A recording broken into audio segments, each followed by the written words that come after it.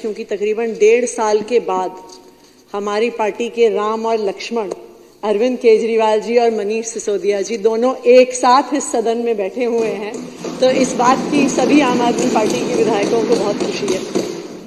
लेकिन हम सबके मन में दुख भी है, हम सबके मन में दुख भी है क्योंकि वो व्यक्ति, वो नेता अरविंद केजरीवाल जी, जिनको दिल्ली की जनता ने प्रचंड बहुमत से जिता के भेजा, भारतीय जनता पार्टी के षड्यंत्रों की वजह से, भारतीय जनता पार्टी ने जो उन पर कीचड़ उछाला, भारतीय जनता पार्टी ने उन्हें झूठे केसों में जो फंसाया, भारतीय जनता पार्टी ने 6 महीने उन्हें जेल में रखा, उसकी वजह से अरविंद केजरीवाल जी को इस्तीफा देना पड़ा और आज वो इस मुख्यमंत्री की कुर्सी पर नहीं बैठे हुए हैं जिस पे दिल्ली की जनता ने उन्हें बिठाया था। इस बात का हम सबको बहुत दुख है।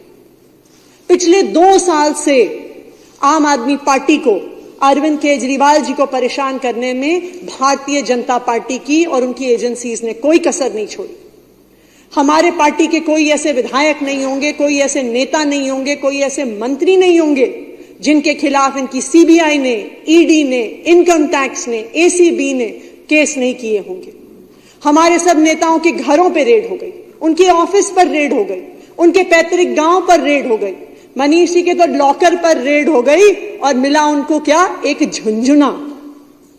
हम सब ने इतने सालों से देखा है कि जब सीबीआई ईडी कहीं रेड करती है तो बड़े बड़े नोटों की गड्डियां मिलती हैं, सीबीआई और ईडी उनकी रंगोली बनाती है, सोने के बिस्कुट मिलते हैं, शेल कंपनीज के कागज मिलते हैं, अवैध प्रॉपर्टीज के कागज मिलते हैं।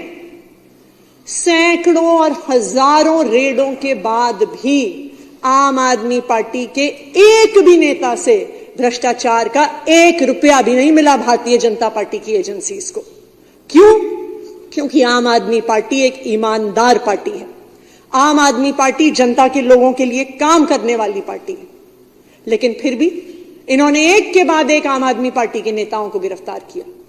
इन्होंने दिल्ली को मोहल्ला क्लिनिक देने वाले सत्येंद्र जैन जी को गिरफ्तार किया। इन्होंने दिल्ली की शिक्षा क्रांति के जनक मनीष सिसोदिया जी को गिरफ्तार किया।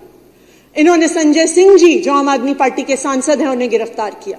और जब इतनी कोशिशों के बावजूद भी आम आदमी पार्टी के दिल्ली सरकार के काम नहीं रोक पाए तो इन्होंने दिल्ली के लोकप्रिय मुख्यमंत्री अरविंद केजरीवाल जी को भी गिरफ्तार किया, सिर्फ षड्यंत्र रचने के लिए, सिर्फ दिल्ली वालों के काम रोकने के लिए, सिर्फ आम आदमी पार्टी को बदनाम करने के लिए।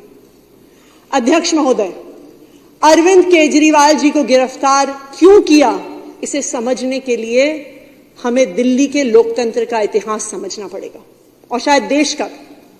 2013 से पहले अगर आप दिल्ली का इतिहास देखिए तो सरकारें आती थी, सरकारें जाती थी, पार्टियां आती थी, पार्टियां जाती थी, मुख्यमंत्री आते थे, मुख्यमंत्री जाते थे, लेकिन एक आम इंसान की जिंदगी में कोई फर्क नहीं पड़ता था। जब 1 तारीख आती थी ना, तो जब एक पति अपनी पत्नी को अपनी तनख्वाह देता था तो वो यही सोचती थी कि इतने से पैसे में साल कैसे, महीना कैसे चलेगा। जब 25 तारीख आती थी तो हर महिला, हर गृहिणी आपको बताएगी कि घर में पैसे खत्म हो जाते थे, कैश खत्म हो जाता था, तो वो सोचती थी कि अगले 5 दिन हम कैसे अपना गुजारा करेंगे। एक परिवार अपना पेट काट काट के बच्चों को प्राइवेट स्कूल में भेजता था, अपने गहने गिरवी रख के, अपना घर गिरवी रख के अपने परिवार वालों का इलाज कराता था। लड़कियां जब अपनी पढ़ाई खत्म कर लेती थी, 12वीं की पढ़ाई खत्म कर लेती थी, तो उनको कह दिया जाता था कि जी कॉलेज बहुत दूर है, आने जाने का खर्चा बहुत ज्यादा है, तो तुम तो कॉरेस्पॉन्डेंस में घर से पढ़ लो। ये हाल होता था दिल्ली के लोगों का, दिल्ली के आम लोगों का, दिल्ली के गरीब लोगों का। लेकिन 2015 में दिल्ली में एक चमत्कार हुआ। दिल्ली के लोगों ने अपने बेटे, अपने भाई अरविंद केजरीवाल जी को मुख्यमंत्री चुन के भेजा और तभी से दिल्ली वालों की, दिल्ली की महिलाओं की, दिल्ली के बच्चों की हाथों की लकीर बदल गई, उनकी तकदीर बदल गई। अरविंद केजरीवाल जी वो आदमी हैं जिन्होंने दिल्ली वालों को 24 घंटे बिजली दी, फिर भी 0 बिजली का बिल दिया।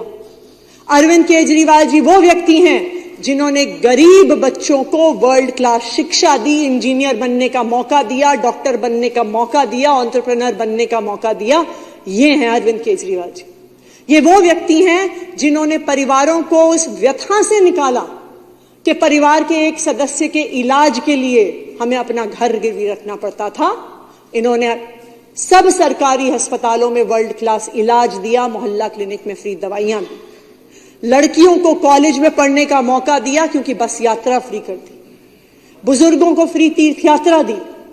और ये सब तब किया जब साथ में उन्होंने दिल्ली को, और मैं ये बता दूं, भारतीय जनता पार्टी की तो 22 राज्यों में सरकार है, एक राज्य में भी ना ये फ्री बिजली देते हैं, ना पानी देते हैं, ना अच्छे स्कूल देते हैं, ना अच्छे अस्पताल देते हैं, फिर भी घाटे में चलती हैं इनकी सरकारें।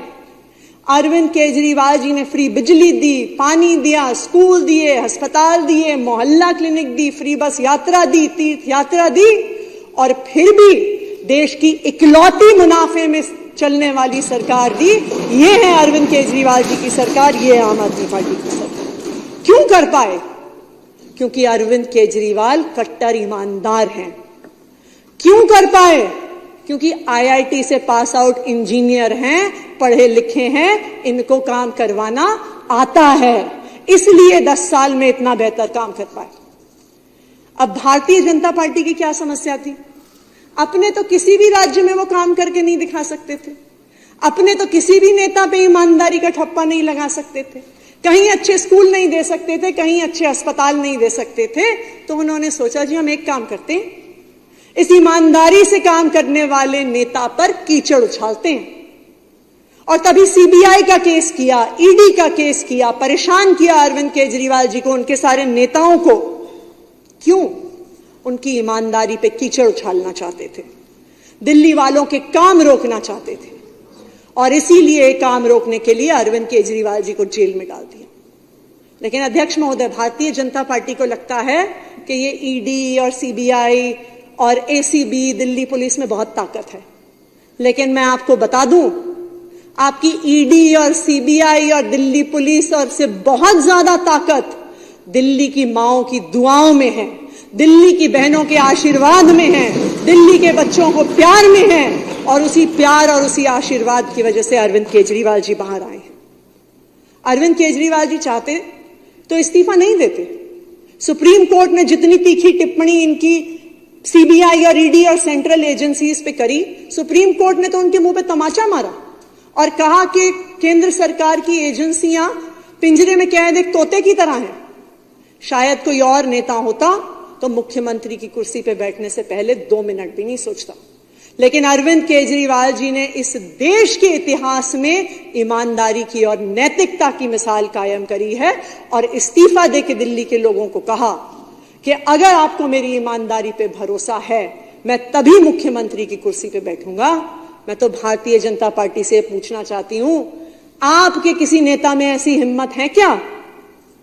मैं दिल्ली वालों को यह भी भरोसा दिलाना चाहती हूं कि अब अरविंद केजरीवाल जी जेल से बाहर आ गए। पिछले 6 महीने से, जब से अरविंद केजरीवाल जी जेल में थे, भारतीय जनता पार्टी ने दिल्ली वालों के काम रोकने की हर साजिश करी। बुजुर्गों की 6 महीने तक पेंशन रोके रखी, विधवाओं की पेंशन रोके रखी, दिल्ली जल बोर्ड के पैसे रोक दिए, सड़कें तुड़वा दी, हॉस्पिटल में, मोहल्ला क्लिनिक में दवाइयां रुकवा दी। लेकिन अब अरविंद केजरीवाल जी जेल से बाहर आ गए हैं, और मैं दिल्ली वालों को यह भरोसा दिलाती हूं कि अरविंद केजरीवाल जी के मार्गदर्शन में दिल्ली वालों के सारे रुके हुए काम अगले 6 महीने में होने वाले हैं, जैसा अरविंद केजरीवाल जी ने दिल्ली वालों को वादा किया।